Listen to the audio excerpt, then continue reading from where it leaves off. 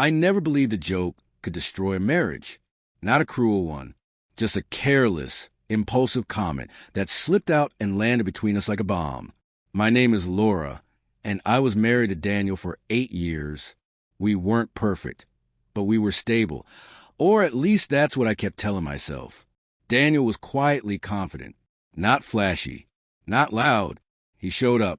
He paid the bills. He fixed things without being asked. His friends liked to tease him, calling him boring. I always defended him. I said boring meant safe, dependable, mature, and I meant it. Until one night, I didn't. It was a backyard barbecue at Ryan's house, one of Daniel's closest friends. Drinks were flowing. Music was loud. Ryan had just come back from the gym, shirt off, soaking in the attention. Someone joked about how built he looked. I laughed and said, "Well, he's definitely bigger than Daniel." The words barely left my mouth before I knew I'd crossed a line. A few people laughed. Most didn't. I rushed to explain. I mean, muscles, obviously. Daniel didn't laugh at all. He looked at me like I was a stranger. The pause was thick and uncomfortable. Then Daniel gave a tight, polite smile and asked, "How would you know?" The conversation died instantly. Someone cleared their throat. Ryan looked away. My heart started racing. I muttered something about jokes, about people being too sensitive. Daniel nodded, took a sip of his drink, and changed the subject. On the drive home, the silence stretched endlessly. I waited for him to yell. He didn't. Inside the house, he placed his keys down carefully and asked me to sit. His voice was calm, which somehow made it worse. He said, "Explain the joke." I tried to laugh it off.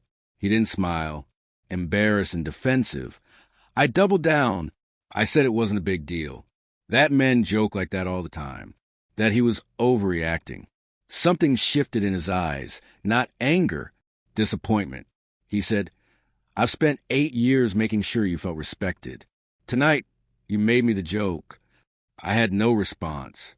If this moment already feels familiar, take a second to like and share this story so it reaches others who may need it. Over the next few days, Daniel grew distant, not sulking, just absent. He still came home, still handled responsibilities, but the warmth was gone. I apologized, real apologies. He listened. He said he appreciated them. Nothing changed. I started noticing everything I'd taken for granted. How he used to ask about my day. How he'd sit next to me instead of across the room. How the small touches had slowly vanished. That's when I realized respect isn't loud. It's quiet, steady and fragile. When it cracks, it doesn't explode. It erodes slowly, piece by piece, until one day you reach for it and feel nothing there. One night, I asked what he was thinking. He said, "I keep replaying that moment, not the joke." I asked what he meant. He said, "I don't feel safe being vulnerable with you anymore."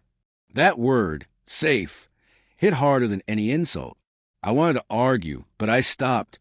He explained that the joke didn't just embarrass him. It confirmed a fear he'd carried silently, that I didn't truly respect him, that I saw him as less. At this point, comment the word respect if you believe jokes often reveal truths people try to hide. I cried that night, not only because I hurt him, but because I recognized myself in his words. I'd been careless with his dignity. I'd mistaken comfort for permission, and I didn't know how to undo it. The silence between us felt heavier than any argument we'd ever survived. The breaking point didn't come with a fight. It came with a quiet realization. A week after the barbecue, Daniel asked me to take a walk with him. No phones, no distractions, just us, like we used to do when something felt wrong. We walked 3 blocks before he spoke. He said he'd been thinking about that night, but not in the way I expected. He wasn't focused on Ryan or the joke itself. He was focused on what came after, how quickly I dismissed his discomfort, how easily I chose being right over being kind. Then he said something I'll never forget. The joke didn't make me feel small. What happened after did. I stopped walking. I wanted to defend myself again, but for the first time, I didn't. I listened. Daniel explained that respect, once damaged, doesn't heal with apologies alone. It heals with changed behavior, with time, and sometimes with distance. That word again, distance. I asked if he was thinking about leaving. He paused, then said he was trying to decide whether staying meant losing himself. That night, I lay awake replaying our marriage. Every eye roll, every sarcastic comment masked as humor. Every moment, I assumed he'd just accept it. I saw a pattern, not cruelty, but carelessness. And I learned that carelessness can be just as destructive. 2 days later, Daniel packed a bag. He said he wasn't leaving forever. He just needed space to think without feeling judged. I didn't beg. I didn't argue. I hugged him and told him I understood. That was one of the hardest things I've ever done. If you've ever been on either side of this, share your thoughts in the comments. Should one mistake define a relationship, or does intent matter more? The apartment felt empty without him. I kept reaching for my phone to text him meaningless things, then stopping. Instead, I started writing not messages, but honest notes to myself about why I'd made that joke, about insecurity, about wanting approval, about how easy it is to betray someone quietly. When Daniel came back a week later, he looked lighter, calmer. He told me he wasn't angry anymore, but anger wasn't the issue. Trust was. He said he needed to know if I could truly see him as an equal again, not as someone safe to mock. We started counseling, real counseling, uncomfortable talks, long silences, accountability without excuses. I learned to sit with shame instead of deflecting it. Daniel learned to speak up sooner instead of storing pain away. Progress was slow, but it was real. Months later, he admitted something that surprised me.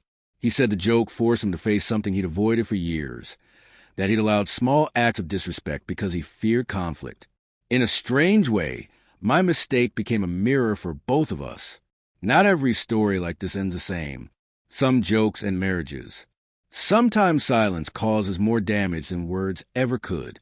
We didn't fix everything overnight, but we chose awareness over denial. Some lessons arrived gently. Others hit hard. All of them demand honesty. Before this ends, common awareness if you believe growth begins when excuses stop. Today, when I think back to that night, I don't cringe at the joke anymore. I cringe at how easily I dismissed the man I loved. Respect isn't about never messing up. It's about what you do the moment you realize you've crossed a line. If this story made you reflect on your own relationship, like the video, answer this in the comments. Have you ever hurt someone without meaning to? And what did you learn from it? And subscribe for more real stories that challenge how we think about love, respect, and accountability.